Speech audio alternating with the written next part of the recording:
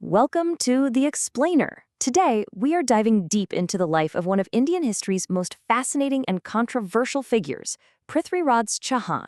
His story is this incredible mix of hard facts, epic legends, and myths that have lasted for centuries. So, here's our plan. We're going to journey from the larger-than-life tales of his youth right into the gritty reality of the battlefield.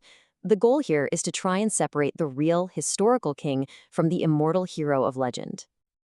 All right, first things first, let's talk about the image of Prithviraj Chauhan that most of us know, the one from the stories and poems. This is the legendary hero, the one who lives on in folklore. Now, he was known by a few different names, but one of the most famous was Rai Pithora. This name really became tied to his rule, especially in the area around his second capital, Delhi. I mean, listen to this. The legends, particularly this epic poem called the Prithviraj Chauhan, they paint a picture of him as practically superhuman. We're not just talking about a king here. He was supposedly a master of languages, math, medicine, you name it. And on top of all that, he was a warrior so incredible that he could supposedly kill a lion with his bare hands. Just wow. And this is where it gets really cool. One of his most famous legendary skills, it was called the Shabd Bedi Ban, the sound-piercing arrow. Just think about that for a second. The ability to hit a target you can't even see just by listening for it. This isn't just some neat trick. It becomes absolutely central to the most dramatic stories about his final days. So, how do we get to the real guy behind all this legend? Well, it's kind of like a detective story. On one side, you have actual historical texts written during his lifetime, like the Prithviraj Vijaya. But on the other, you've got epic poems like the Prithviraj Chauhan, written centuries later, which are full of, let's just say, historic exaggerations. Our job here is to try and balance these two sides to get a clearer picture. So that's the legend. But what about the reality? How did this figure actually come to power? You'll see that the true story is honestly just as dramatic as any of the myths. Get this, Prithviraj was only 11 years old when his father died, and he became king. Just imagine that for a second. You're a kid, and suddenly you're in charge of an entire kingdom. And it wasn't an easy gig either. The kingdom was unstable, and he had relatives basically looking at him like a target, thinking his age made him weak. Luckily for him, he wasn't flying solo during those tough early years. He had a really capable team backing him up, a regency council. It was led by his mother, Queen Karpura Devi, who was apparently incredibly smart politically, and his loyal chief minister, Kadamba Vasa. They essentially steered the ship through some very dangerous waters. And his first major test? It didn't come from some foreign army. Nope, it came from right inside his own family. His cousin, Nagarjuna, decided to make a move, thinking an 11-year-old would be a pushover. He started a rebellion and seized a key fort.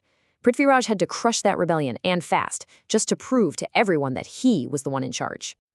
Okay, so he's secured his throne. You might think he'd take a moment to breathe, right? Not a chance. The young king immediately went on the offensive, launching a whole series of military campaigns to expand his empire and basically become the top dog in northern India.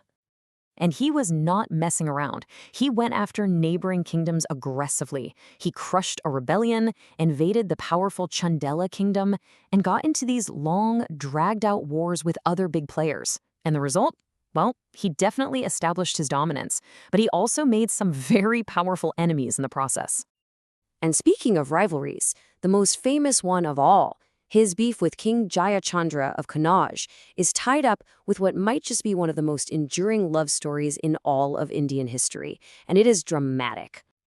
So the story goes, at least according to the Prithviraj Chauhan, that Jayachandra's daughter, Samyugita, was head over heels in love with Prithviraj.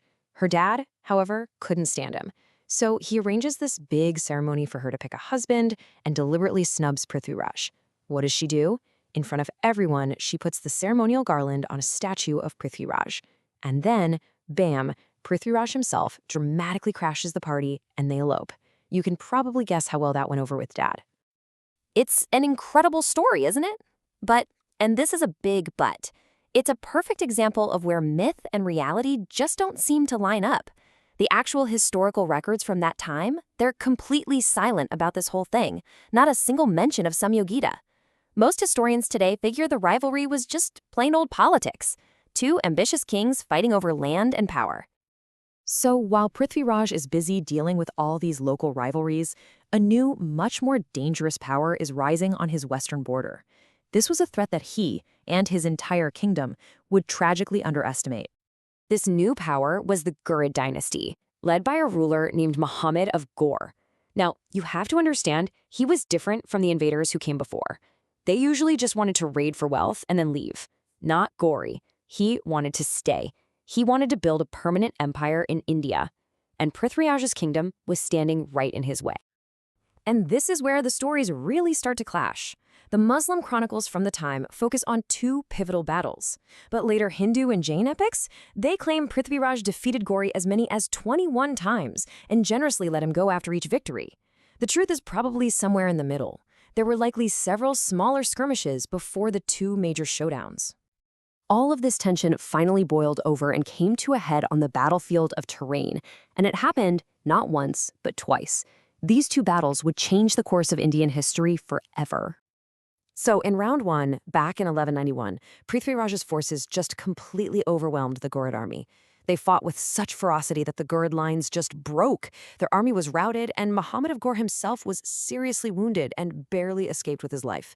It was an absolute, stunning victory for Prithviraj. But then comes this fateful moment. Prithviraj, sticking to the traditional Rajput code of war, which often meant you didn't attack a fleeing enemy, chose not to pursue the Ghurid army. He let his defeated enemy just go.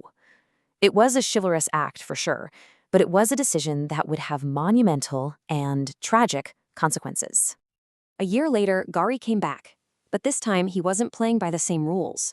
He used deception and brilliant tactics. He proposed a fake truce to make the Rajputs complacent. Then he launched a surprise attack at dawn while they were totally unprepared.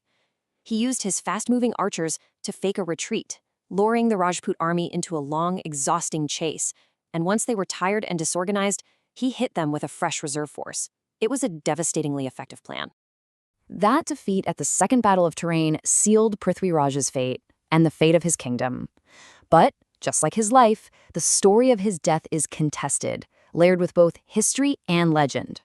So, historical accounts suggest he was captured and executed for treason not long after the battle. Pretty straightforward. But the popular legend from the Prithviraj Raso, it tells a much more dramatic story.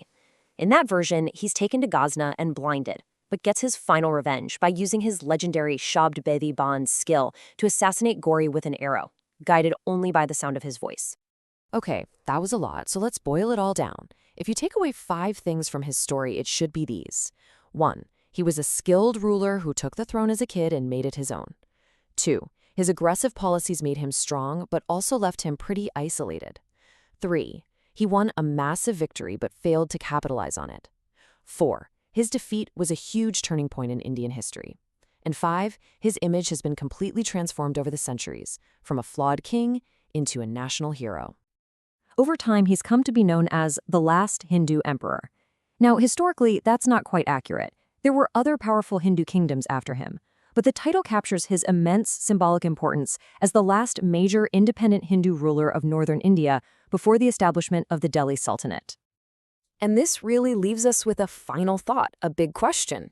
Was Prithviraj Chauhan a victim of his own honorable, chivalrous code? Or was he a great ruler who was simply outmaneuvered by an enemy using a new, more ruthless kind of warfare? It's this clash between old-school honor and brutal modern strategy that makes his story so fascinating, even today.